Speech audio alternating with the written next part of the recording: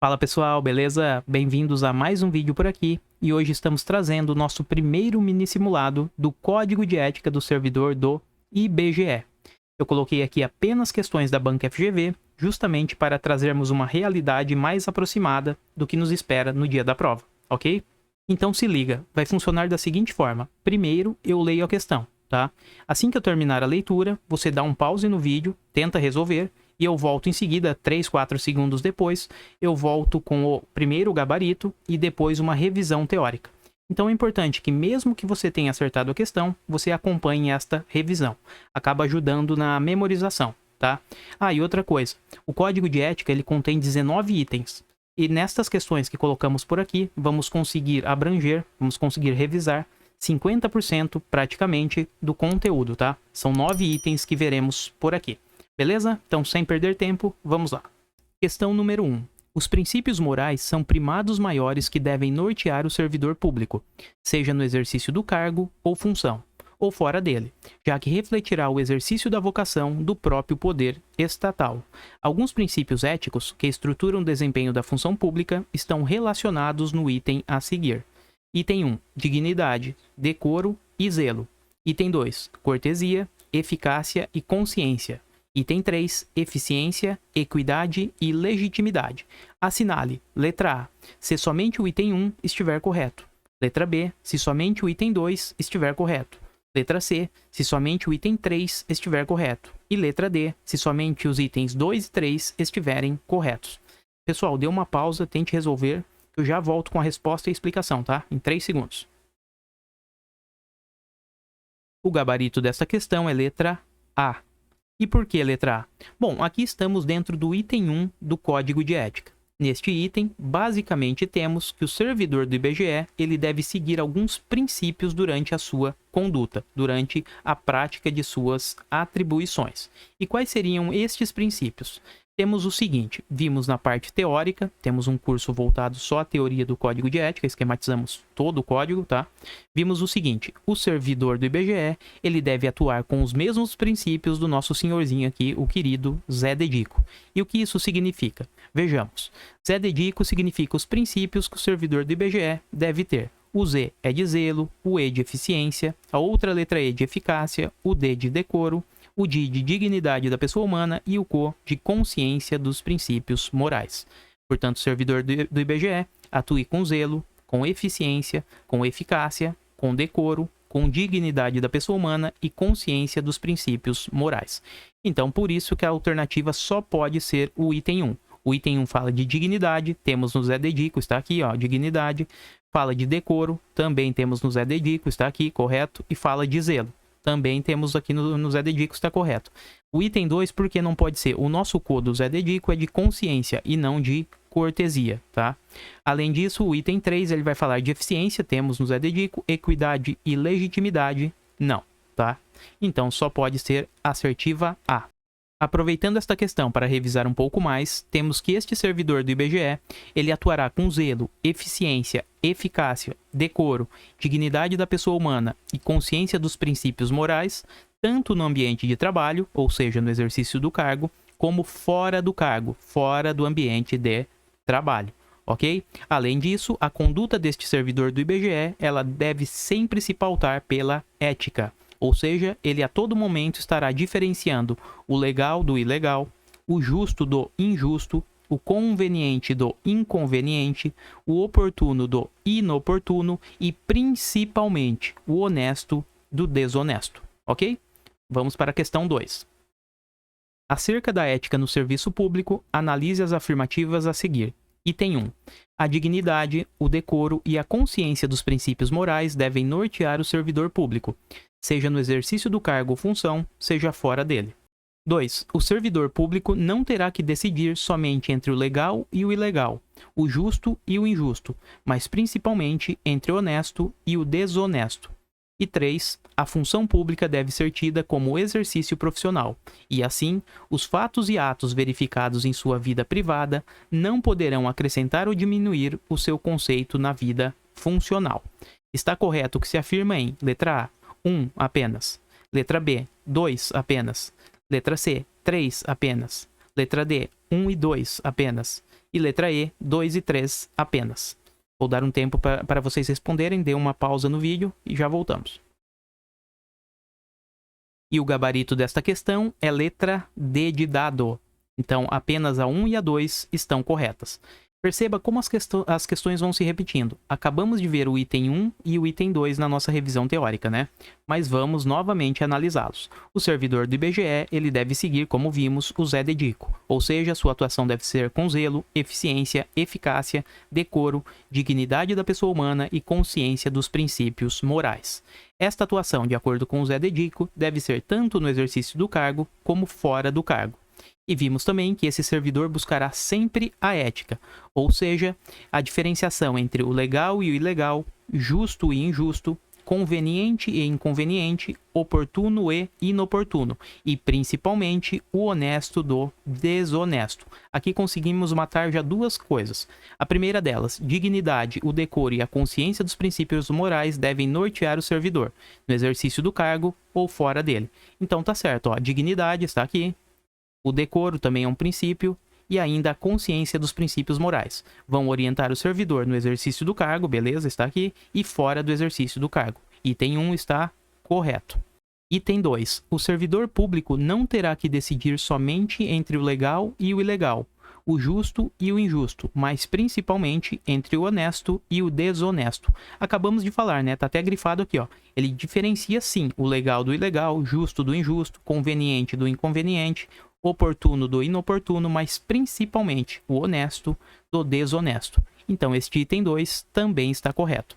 Vamos ver agora o item 3. Na assertiva 3, a banca FGV está explorando justamente o item 6 do Código de Ética, que vai dizer o seguinte: o servidor do IBGE, no exercício de sua função pública, ele deve exercer as suas atribuições com profissionalismo, ou seja, durante a função pública é exigido um exercício profissional. E este exercício profissional, ele vai abranger tanto a vida funcional, ou seja, o ambiente de trabalho dentro da repartição, como também, cuidado aqui, a vida particular do servidor. Tá? Então, ele deve ser profissional no ambiente de trabalho e também na vida privada. E perceba, os atos praticados, mesmo que na vida privada, eles interferem no conceito de vida funcional. Tá? Então, eles acrescentam ou diminuem o conceito de vida funcional. Vamos analisar agora a assertiva 3. A função pública deve ser tida como exercício profissional. Beleza. E assim, os fatos e atos verificados em sua vida privada não poderão acrescer ou diminuir o seu conceito na vida funcional. Errado. Eles poderão sim. Afinal de contas, no exercício da função pública, o profissionalismo deve estar presente tanto no ambiente de trabalho, ou seja, na vida funcional, como no ambiente particular. Beleza? Questão de número 3. Aqui teremos que completá-la, tá? Do ponto de vista deontológico, leia com atenção o fragmento a seguir. Toda, espaço, injustificada do servidor de seu local de é fator de desmoralização do serviço público, o que quase sempre conduz a nas relações humanas. Assinale a alternativa cujos termos completam corretamente as lacunas do fragmento acima. Letra A. Frequência, atividade e harmonia. Letra B. Ausência, trabalho e desordem. Letra C, saída, trabalho e melhoria. E letra D, chegada, descanso e desordem. Dê um pause no vídeo, tente responder que eu já volto com o gabarito. E o gabarito desta questão só pode ser a letra B. Ausência, trabalho e desordem. Então ficaria assim: toda ausência injustificada do servidor de seu local de trabalho é fator de desmoralização do serviço público, o que quase sempre conduz a desordem nas relações humanas. Aqui a FGV basicamente cobrou o item 12 do Código de Ética. O item 12 fala sobre ausências no ambiente de trabalho. Essas ausências do servidor podem ser de modo justificado, ou seja, tem um justo motivo, geralmente apresenta-se um atestado médico, tá? Neste caso, não teremos qualquer consequência, por isso que eu coloquei OK. Ausências justificadas são permitidas. Já as ausências injustificadas, sem qualquer motivo, elas são proibidas. E não só, elas causam consequências, geram reflexos. São duas as consequências que o Código de Ética traz. A primeira delas é a desmoralização do próprio serviço público. Claro, a partir do momento que o contribuinte ele vai até determinado órgão e não tem a sua demanda solucionada, justamente porque o servidor não se encontrava por lá, se ausentou de modo injustificado, ele não ficará contente. O próprio serviço público estará desacreditado, tá? Então teremos a desmoralização do serviço público. Além disso, a outra consequência é uma desordem nas relações humanas. Quando aquele servidor ele retornar ao órgão, teremos um conflito, uma cobrança do seu superior com o seu subordinado. Ou seja, pode ocorrer uma desordem nas relações humanas. E mais, este mesmo servidor que se ausentou injustificadamente, ele pode ser cobrado até mesmo pelo contribuinte, que no dia anterior não teve a sua demanda solucionada. Eu até coloquei aqui o desenho para ilustrar. Aqui temos uma ilustração dos contribuintes putos da vida que perderam a paciência com o servidor que, de modo injustificado, não compareceu ao órgão, ok? Questão 4. Sobre possíveis condutas do servidor do IBGE, observe as assertivas a seguir. Item 1. Ter respeito à hierarquia, porém sem nenhum temor de representar contra qualquer comprometimento indevido da estrutura em que se funda o poder estatal. Item 2. Zelar, no exercício do direito de greve, pelas exigências específicas da defesa da vida e da segurança coletiva. Item 3. Exercer com estrita moderação as prerrogativas funcionais que lhe sejam atribuídas, abstendo-se de fazê-lo contrariamente aos legítimos interesses do usuário do serviço público e dos jurisdicionados administrativos. De acordo com o Código de Ética do Servidor Público do IBGE, dentre os itens acima, são deveres fundamentais do servidor do Instituto quais? Letra A. Somente o item 1. Letra B. Somente o item 3. Letra C. Somente 1 e 2. Letra D. Somente 1 e 3. E letra E. 1, 2 e 3. Pausem o vídeo e eu já volto com o gabarito e a explicação. E o gabarito é letra E de escola. Portanto, item 1, item 2 e item 3 estão corretos. São deveres do servidor do IBGE. Esta questão ela está tratando do item 14 do Código de Ética, que fala sobre os deveres dos servidores do IBGE. Lá são muitos deveres, claro que não dá aqui para ver todos, tá? Até porque temos estas informações na aula teórica aqui do nosso canal. Mas vamos revisitar alguns destes deveres lá do item 14.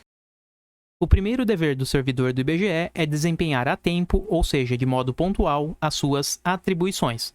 Além disso, estas atribuições elas devem ser exercidas de forma rápida, com perfeição técnica e rendimento, evitando assim situações procrastinatórias como filas e atraso na prestação do serviço e também evitando dano moral ao usuário. Além disso, também é dever do servidor ser probo, reto, leal e justo durante a sua atuação. E sempre deve escolher aquela opção mais vantajosa ao bem comum, tá? Nunca retardar a prestação de contas, tratar cuidadosamente os usuários do serviço público, ter consciência que seu trabalho é regido pelos princípios éticos e isso acontece justamente com a adequada prestação do serviço, é tratar os contribuintes, o usuário do serviço público, com cortesia, urbanidade, disponibilidade e atenção, sem qualquer preconceito de raça, sexo, cor, idade ou ainda de cunho político, resistir às pressões dos superiores hierárquicos. E agora sim, chegamos nos 3 deveres que a FGV cobrou. Bom, o primeiro dele é o respeito à hierarquia, ou seja, o subordinado ele deve respeitar a sua chefia imediata. Mas cuidado, este subordinado ele não pode temê-la, ele não pode ter medo. Ou seja, se o seu superior imediato cometeu qualquer irregularidade, ele precisa obrigatoriamente comunicar essa irregularidade ao superior imediato. Claro, ele não vai comunicar à autoridade que está praticando a falta, mas sim ao superior a esta autoridade, tá? Um outro dever que a FGV explorou é em relação ao direito de greve. Neste caso, o servidor do IBGE ele deve zelar pela defesa da vida e também pela segurança da coletividade, pela segurança coletiva. Ou seja, até pode fazer greve, mas alguns serviços básicos eles devem permanecer. E por fim, o último dever que a FGV explorou nesta questão é em relação ao dever do servidor do IBGE de exercer suas prerrogativas funcionais de forma moderada. Esse dano ao trabalho está errado aqui, tá? Então, o servidor do IBGE, ele precisa exercer moderadamente as prerrogativas funcionais, abstendo-se, ou seja, evitando, do que for contrário ao interesse público. Ou seja, o servidor deve perseguir sempre o interesse coletivo, o interesse público. Tudo que contrariar este interesse, ele deve recusar, ele não deve seguir este caminho. Maravilha? E temos ainda para exemplificar, como outro dever que traz o item 14 do Código de Ética, a assiduidade e também frequência do servidor do IBGE. Mas repito, há outros deveres espalhados ao longo do item 14, tá? Temos todos eles em mapas mentais no nosso curso completo, que está aí no canal. Fechou? Então perceba, é por isso que as 3 estão corretas. Ter respeito à hierarquia, porém sem nenhum temor, sem temê-lo, de representar contra qualquer comprometimento indevido. Certinho, tá? 2. Zelar no exercício do direito de greve pelas exigências específicas da defesa da vida e segurança. Certinho. E 3. Exercer com moderação prerrogativas funcionais que lhes sejam atribuídas, abstendo-se, ou seja, evitando de fazê-lo contrariamente aos interesses dos usuários do serviço público e jurisdicionados. Foi tudo o que vimos agora nos deveres do servidor do IBGE, do item 14. Avançando um pouco mais. E finalmente chegamos à última questão desse vídeo, que vai tratar da comissão de ética. Vamos lá. A pena aplicável ao servidor público pela comissão de ética é a de A. Censura, B. Suspensão, C. Afastamento, D. Demissão e E. Multa. Dê um pause no vídeo e eu já volto com a explicação e gabarito. O gabarito desta questão é letra A. Censura. Vamos aproveitá-la para revisar a comissão de ética. Bom, a comissão de ética está prevista lá no Código de Ética, nos itens 16 ao item 19. Vamos ver. Basicamente, ela possui 3 grandes funções. A primeira delas é orientar e aconselhar o servidor do IBGE sobre as condutas éticas que deve ter, ou seja, orienta e aconselha sobre a ética profissional dentro do IBGE. E esse aconselhamento e orientação será direcionado ao trato que o servidor do IBGE deve ter com as pessoas e também com o patrimônio público. Além disso, a comissão de ética também irá analisar os procedimentos relacionados à censura, ou seja, em um primeiro momento, ela orienta e aconselha o servidor do IBGE a seguir determinados padrões, a seguir o código de ética. Agora, se ele desviar por algum motivo destes padrões do Código de Ética, teremos um procedimento instalado contra ele de censura. E é justamente a função da Comissão de Ética conhecer deste procedimento, ok? Uma outra função desta comissão é fornecer os registros sobre a conduta ética dos servidores do IBGE. Ou seja, ela vai fornecer o histórico de conduta daquele servidor, tá? Dentro da repartição, é claro. E, por fim, como última função, a comissão de ética aplica uma pena, qual seja a pena de censura. Cuidado aqui. Ela aplica esta pena de censura ao servidor do IBGE. Então, aqui já temos a nossa resposta, né? A comissão de ética aplica a pena de censura. Nunca aplicará suspensão, afastamento, demissão e muito menos multa. E vem o Código de Ética para finalizar e explica quem é este servidor. Bom, o termo servidor, segundo o Código de Ética, é o mais abrangente possível. Temos que é todo aquele que prestar serviço de forma permanente, temporária ou ainda excepcional, por força de lei ou por força de contrato, ao Estado. E vamos entender aqui Estado como administração direta, ou seja, União, Estados, DF e os municípios, e a administração indireta, a nossa chamada FASE, fundações públicas, autarquias, sociedade de economia mista e empresas públicas. Bom, e assim encerramos as 5 questões e com elas conseguimos revisar quase 50% do conteúdo de ética. E perceba, falamos aqui do item 1, item 2, item 6, item 12, item 14, item 16, 17, 18 e 19 do Código de Ética. O Código de Ética tem 19 itens, falamos aqui de 9, então praticamente 50% do conteúdo matamos por aqui. Beleza, pessoal? Se curtiu, deixa um like, se inscreve no canal e é isso. Voltamos num próximo vídeo. Valeu e eu fui!